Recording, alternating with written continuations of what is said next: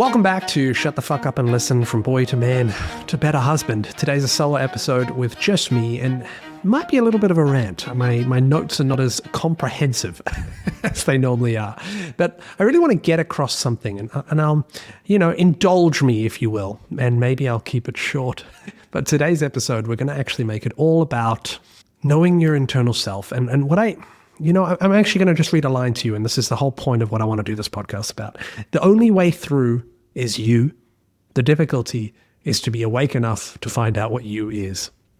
So I wrote that this afternoon because I think one thing that we're all going to get faced with, and this is in our pursuit of being good men, this is in our pursuit of being a good husband, this is in our pursuit of being a good father. What we can do is what we believe is the best thing that we can do, right? We cannot do anything other than that. And everyone else will have an opinion based on whether that is the right thing or not. Now, the real test is, can you be awake enough to actually question yourself and want to better yourself? If you can, then all you can do is judge yourself based on how well you did the thing that you thought was the best thing to do. You cannot judge yourself on what other people think of you. You cannot. You cannot. It is one of those things, and I mean this specifically for the husbands in their process of becoming a better husband. Now, I don't mean this in any way to shirk the responsibility of going out there and learning more about mental load, going out there and learning more about your wife's unmet needs, going out there and stopping to be passive, going out there and taking more initiative, going out there and having more follow through, going out there and being a champion for your relationship so that you can have more intimacy, going out there and being a good father, which is a whole different kettle of fish. Those are the things that you've got to go out and do, right? But your pursuit of doing them and really being conscious, you've got to make sure you're doing that.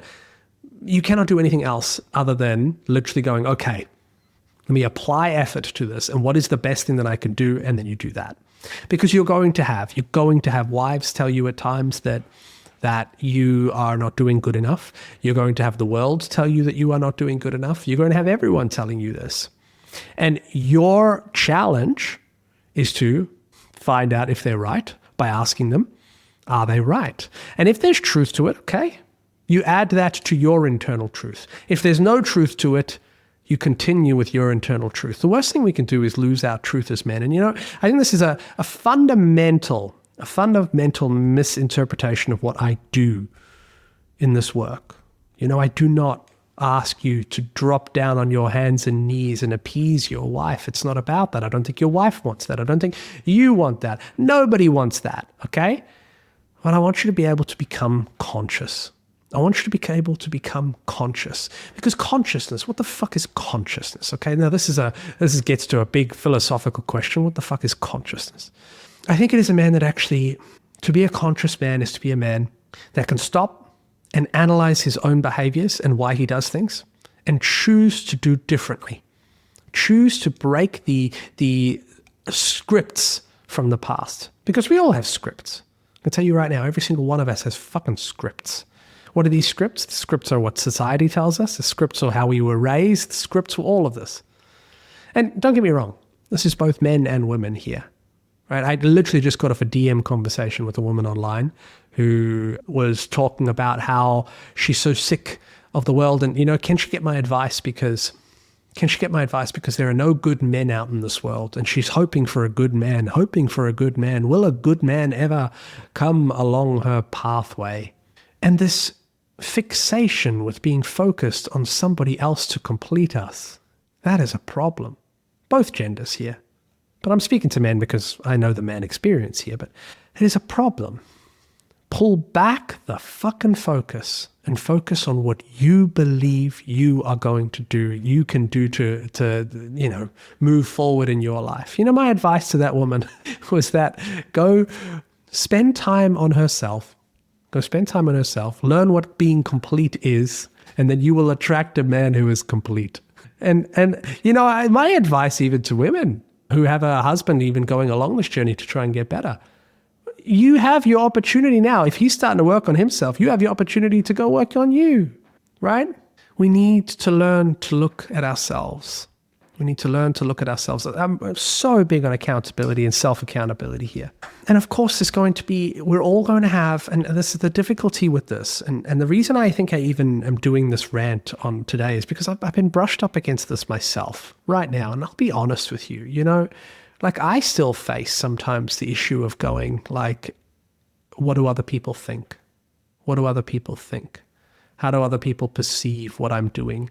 Which I know, and this is my consciousness coming up. This is me questioning myself and looking at myself. I know that only comes up from a wound of needing to be liked, needing to be understood, and fearing that I will be misunderstood. At the moment we fear that, we change our behaviors. And I don't want to change my behavior right now because it's not my truth. What other people perceive of me is not my truth. It's not my truth. My truth is I know I'm doing the best that I can to help men in this world to become better men, to become better husbands. I know that. And I will go along this path and I will have people tell me that I am not doing that. Or come out with something completely else. But I'm bringing that up today because this will happen in relationships, and I see it in the men that I'm coaching, group coaching and everything, that I work with. There is times that even your wife will misunderstand you. And that is one of the hardest things to be misunderstood about. But you've got to stop thinking about her metrics. You take on her advice. You listen to your fucking wife. You get on a team with her. You build the set of rules that you want to apply in your life. That is what consciousness is. And then you walk towards those set of fucking ideals. You walk towards them. And if it's not walking fast enough, but you are genuinely doing everything, you are being misunderstood. You keep walking those path and that pathway regardless. Because you are not walking the pathway if you let somebody else, even if it is your wife, detract you from it. Because here's the thing. We've got to understand our wives. At some point, when a wife has been dealing with passivity for years, from a man, when a wife has been dealing with mental load for years from a man, when a wife has been dealing with all these things, she is not going to be perfect. Not at all. In fact, she will have a tone that is no longer a tone, it becomes criticism. And criticism's pretty fucking bad for the marriage, right? She will have this. And she will also have maybe her own traumas, fears of abandonment, fears, or maybe she had a father who was really, really bad at keeping promises. And then you say you're keeping a promise about being a better husband, right? And then all of a sudden she's sitting there going like, you bastard, you're not doing this fast enough. That could be her trauma speaking. The wrong thing to do when you are walking this pathway to become better is to stop and jump off your path to defend yourself. Once you agree on the pathway with your wife of what better looks like, you walk that path.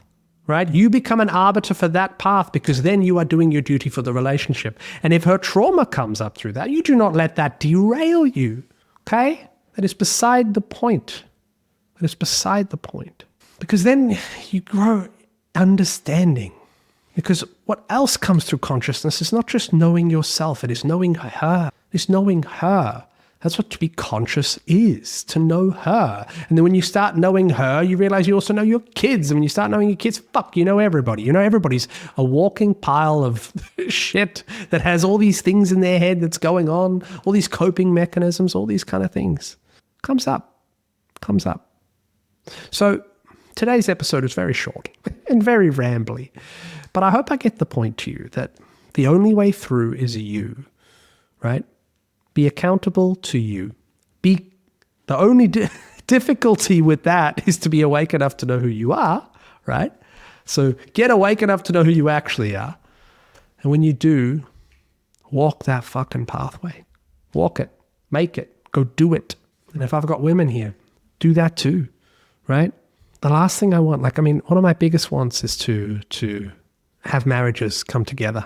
Have men and women be strong together. I fucking love that. I really want that in this world because the benefit of it is astronomical. But you don't want to be in a relationship that's appeasing.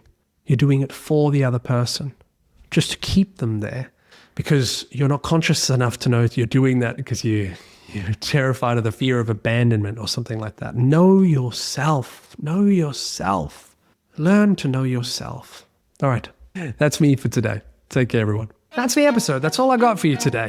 I just want you to remember you're not alone in this. Make sure you subscribe to stay connected, of course, and comment your win, because every time a man sees other men winning, they don't feel alone anymore, and I love that. Tools are in the show notes, starting with the Better Husband in 2-minute emails. Let's build this together. I'll see you next week.